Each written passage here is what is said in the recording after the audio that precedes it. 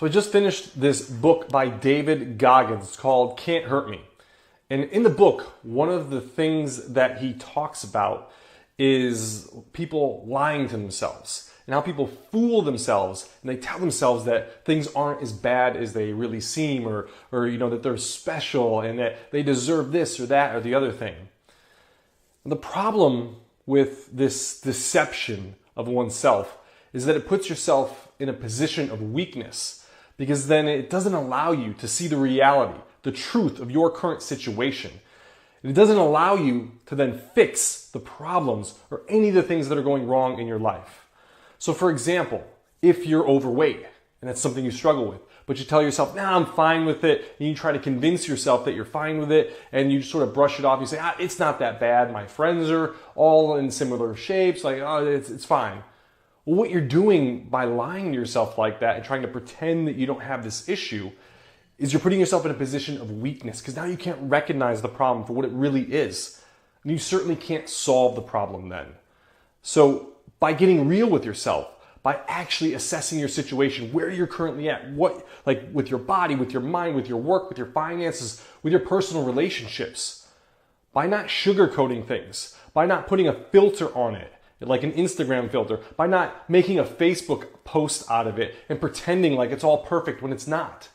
By looking at that reality, stepping back, taking a view in of where you're currently at, assessing the situation for what it truly is. Not worse than it is, but what it really is, allows you to then attack that weakness and fix it so you can make it right, get better, improve.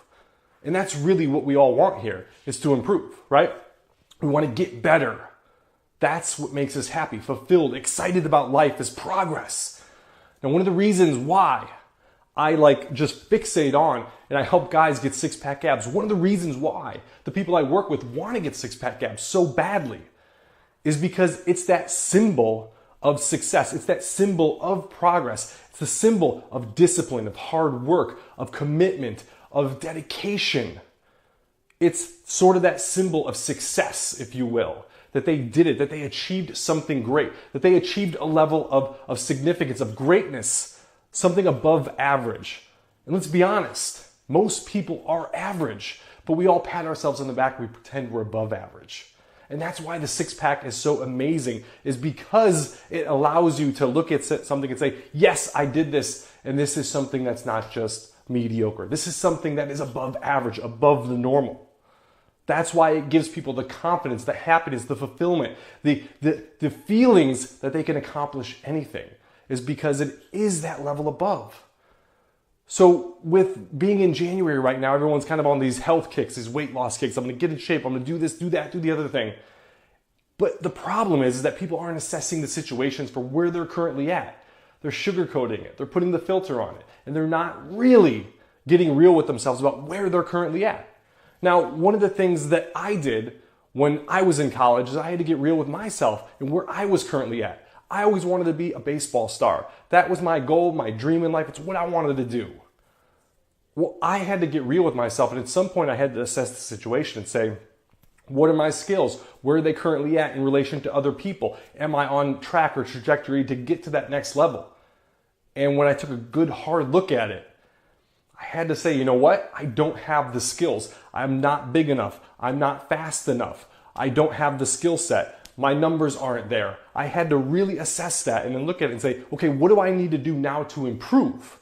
How can I get better? What can I do? What can I take control of? I can't make myself taller. Obviously, I can't do that. I can't just generally increase my talent coordination level, but I can practice. Well, what can I do? Well, I can get bigger. I can get stronger. Those are things I can take control of. Those are things I can correct and fix.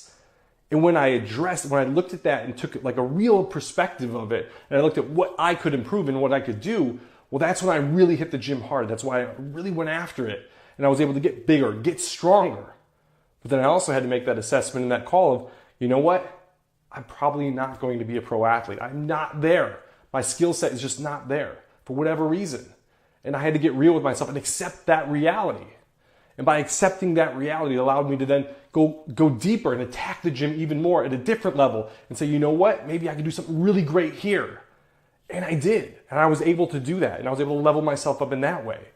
So wherever you're at right now, currently, with your body, with your finances, with your personal relationships, I need you to take a step back. I need you to take a look, assess the situation, assess it for what it really is, not for what you want it to be, not for what you think it could be, not for what you think it should be, but for what it really is. Because the only way to get to where you want to go, the only way to improve, to get better, is to take stock of where you're currently at, as much as that might suck, right?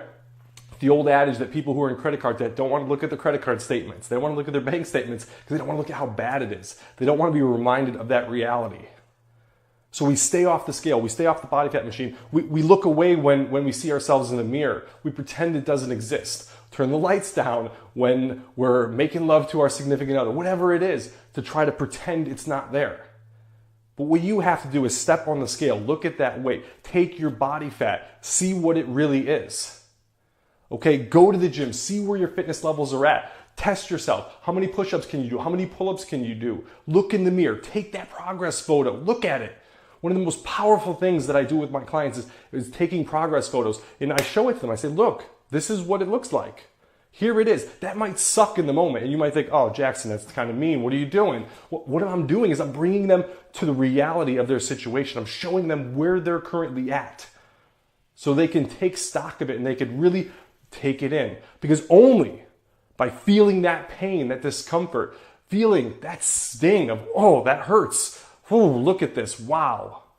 Really feeling that pain is the only way that's going to ignite them to make progress and start moving forward, to start on the journey for six-pack success, start that journey to really get after it. That's going to light the fire under them, give them that initial spark, that initial motivation they need to get started. Now, motivation can't last forever, so you need to start developing habits, systems. You need to set yourself up for success in that way. But that initial spark, that initial drive is going to come from that pain you feel, from getting away from the pain, driving towards the pleasure of what you want to be, what you can become, what you can do in this life.